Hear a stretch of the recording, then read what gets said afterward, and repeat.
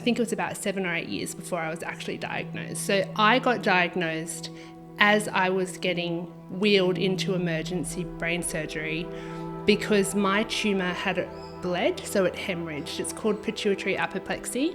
Met the surgeons, they sort of gave me a little bit of a lowdown of what was about to happen, and at that moment they also said to me, does your jewellery not fit you anymore? Do your rings not fit? And I said, yeah. And then they said, what about your shoes? Have you gone up in shoe size? And I was like, yes, but like, what does any of this have to do with my brain? And they said, we think you've got acromegaly.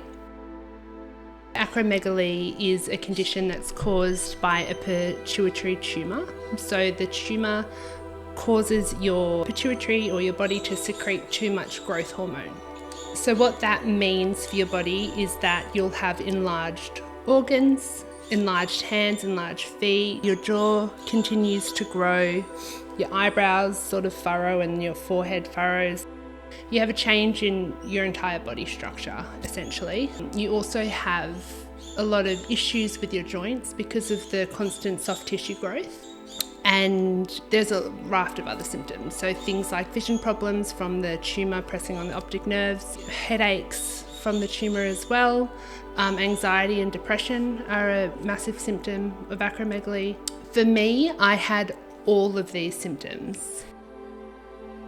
I went and had that surgery. There was no major complications, but unfortunately I still had residual tumour left in my cavernous sinus, and that is a spot that is considered inoperable.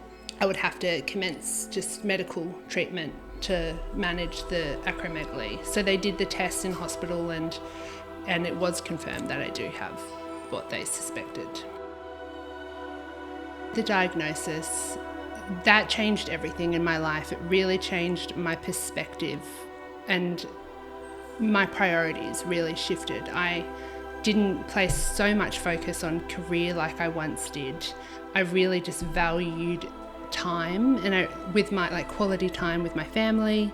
I really valued my health. After I was diagnosed, I just really focused on how I could support myself to be better, because it's a really bizarre feeling thinking I can't control what's happening to me, but I can control what I can control, and things that I could control were my health. Things that I could control was what I chose to do with my time, where I chose to live, what I wanted to do. So I wanted to be able to be in sunshine all the time and swim every day and be happy rather than work silly hours and just not do the things that made me happy. It's really hard to explain the years before being diagnosed, how confused you are. Just really confused with what am I doing wrong? And then when you get diagnosed and realise you're not doing anything wrong. It can be hard sometimes trying to offer support when you're both learning about a condition that you've never heard of and adjusting to big life changes in such a short period of time. But I think little things help a lot, like attending medical appointments together and trying to be there every step of the way so that she knows that she's not doing this alone. Then, the second I was in hospital and I was diagnosed, and I was like, okay, nothing is your fault, but you can do some things actively to make things better. I mean, you don't really know what to expect. It all happened so quickly that we didn't have time to prepare for a surgery, and we didn't know what it really meant, and we didn't know, how I would come out and all of these sorts of things. So he was really good up until that last moment when he had to just say goodbye to me as I was getting wheeled off.